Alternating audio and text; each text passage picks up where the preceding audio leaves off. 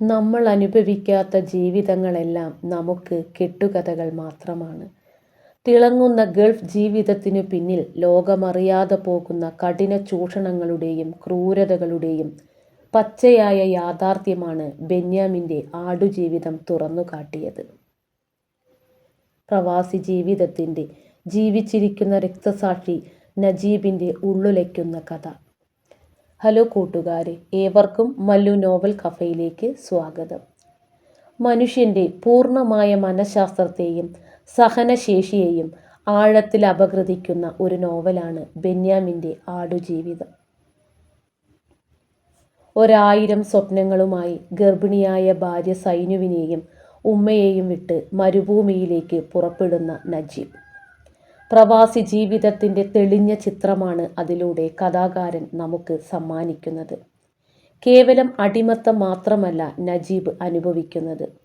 മനുഷ്യൻ എന്ന വ്യക്തിത്വത്തിൽ നിന്നും മൃഗതുല്യമായ അവസ്ഥയിലേക്കുള്ള ഒരു മാറ്റമാണ് അദ്ദേഹം അനുഭവിക്കുന്നത്.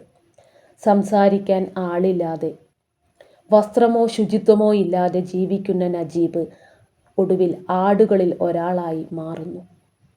ആടുകൾക്ക് സ്വന്തം നാട്ടുകാരുടെ പേരുകൾ നൽകി അവരോട് സംസാരിക്കുന്നു. പോച്ചക്കാരി രമണി, പരിപ്പ് വിജയൻ എന്നിങ്ങനെ പോകുന്നു ആ പേരുകൾ. കഠിനമായ പീഡനങ്ങൾക്കിടയിലും അള്ളാഹുവിലുള്ള അചഞ്ചലമായ വിശ്വാസമാണ് നജീബിനെ രക്ഷിക്കുന്നത്. ശാരീരികമായി തളരുമ്പോഴും ആത്മീയമായ പിൻബലമാണ് നജീബിന് ധൈര്യം നൽകുന്നത്.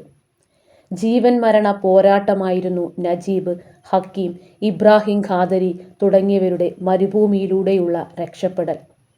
കൊടും ദാഹത്തിനു മുന്നിൽ ഹക്കീമിൻ്റെ മരണവും ഇബ്രാഹിം ഖാദരിയുടെ കാണാതാവലും പ്രകൃതിയുടെ ദയയില്ലാത്ത മുഖം തുറന്നു കാണിക്കുന്നു.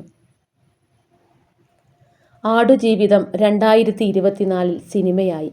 പ്രശസ്ത സംവിധായകൻ ബ്ലെസി സംവിധാനം ചെയ്ത് പൃഥ്വിരാജ് എന്ന അതുല്യ നടൻ ആ കഥാപാത്രത്തെ അനശ്വരമാക്കി. ഇന്നും മലയാളികളുടെ മനസ്സിൽ മായാത്ത മുറിവായി ആടുജീവിതം നിലനിൽക്കുന്നു. നിങ്ങൾക്ക് ഈ വീഡിയോ ഇഷ്ടമായാൽ ലൈക്ക് ആൻഡ് സബ്സ്ക്രൈബ്.